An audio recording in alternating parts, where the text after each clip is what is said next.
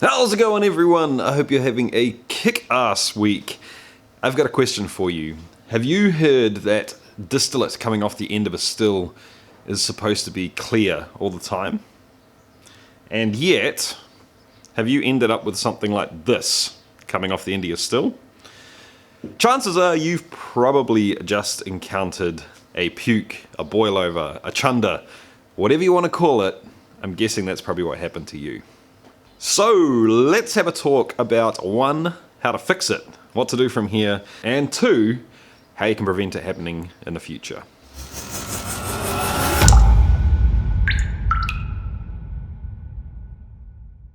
Welcome to Distillate, everyone. I'm Jesse, and this is the channel all about chasing the craft of home distillation and making it a legitimate hobby. So if that's what you're into, guys, if that puts some scent in your snifter, make sure you click the subscribe button down below because I put content out every single week.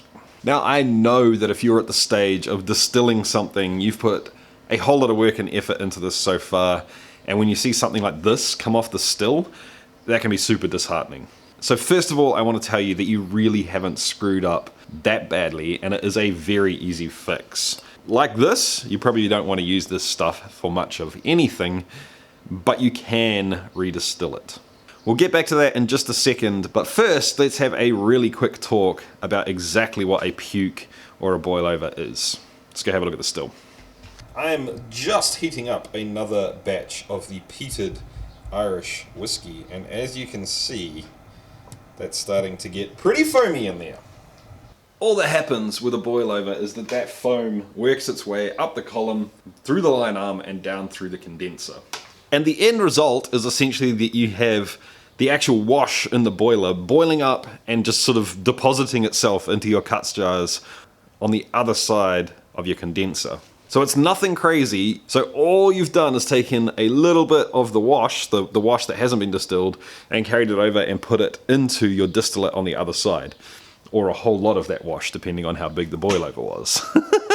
And that's why I'm saying don't stress it. You don't have to worry about the stuff being, no good, or you can't use it or whatever. You just need to distill it again. So if you're doing a stripping run, and like I'm about to now, and you get a boil over, you don't need to do anything. You can take those low wines that you've got, even though they are a bit murky and they look a bit yuck, probably going to taste pretty nasty too.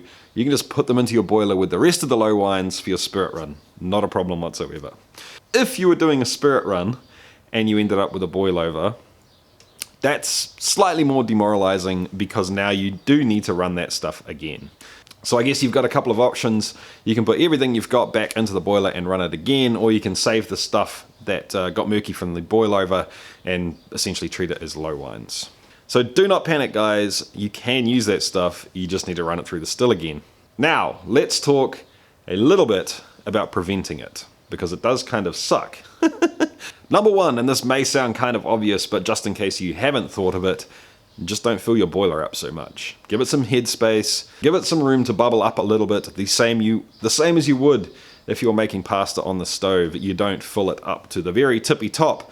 You know you've got to give it some headspace, so when it starts bubbling, and the starch starts causing more bubbles in the pastery water, you don't end up splashing all over your kitchen.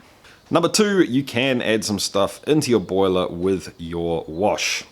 You could use some fancy products by some of the people out there. Me, today, I'm just going to use a couple of knobs of butter. Why does butter work? Well, think of it this way. If you got a sink full of dish soap and you mixed it up with a whisk, you get a whole lot of bubbles everywhere. What if you threw a 1/4 cup of oil in there as well? Those bubbles are going to disappear pretty quick. Same idea here.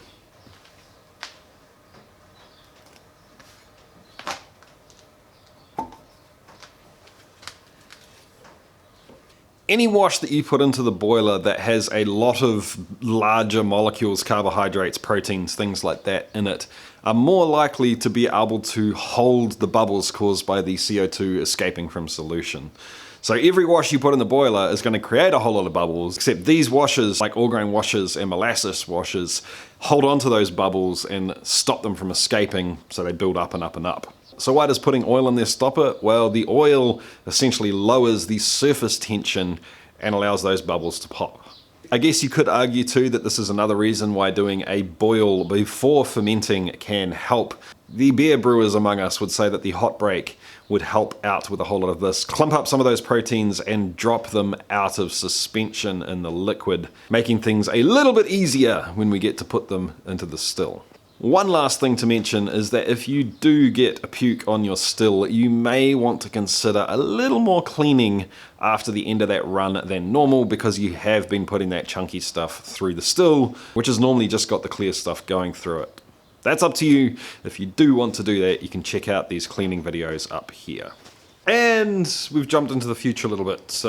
Continuity check, same shirt, hat's different. Beard's shorter. You saw nothing. Shh. Anyway, guys, it's around about that time for me to sign off. I need to thank the Patreons. But then after that, I want to have a little bit of a talk about what's been going on this week. Because it's been a little bit crazy for Distillate around here.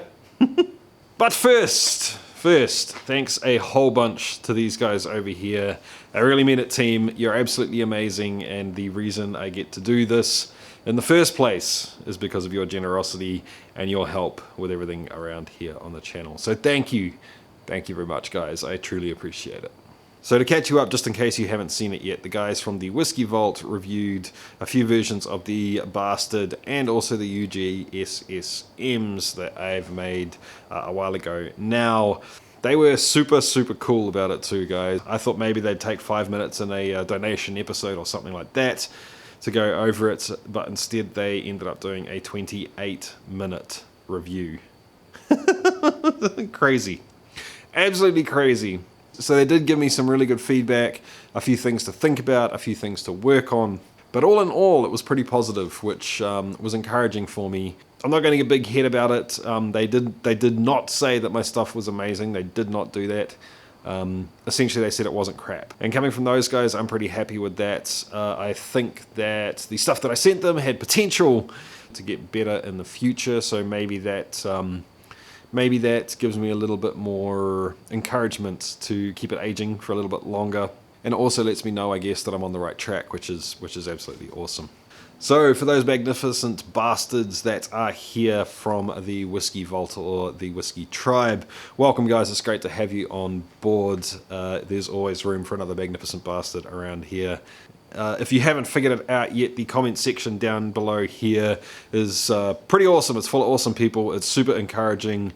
There are no shenanigans going on down there that are intended to be mean. Everything's good-natured and in good fun, and there are a lot of really helpful people down there. So if you do have any questions about home distilling, fermenting, any of that stuff, ask the question down below. I will do my very best to answer those questions as quick as possible. And if I don't get to those guys, honestly, someone with more knowledge will probably answer it before me anyway.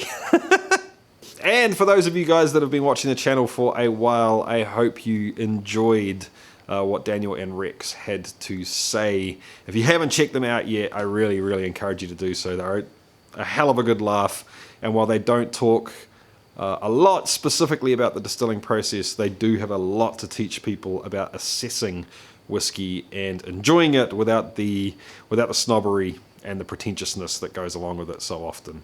So in short, guys, that whole experience was an absolute blast for me. I hope you enjoyed it too, and it kind of encourages me to maybe try and set something else up with those guys at some point in time. So if that sounds like fun to you, make sure you let me know down below here. Give me some ideas on what you think we should do, and if you really want to get it going, go and mention it over on their channel as well, and share your appreciation for what they've done for Distillate.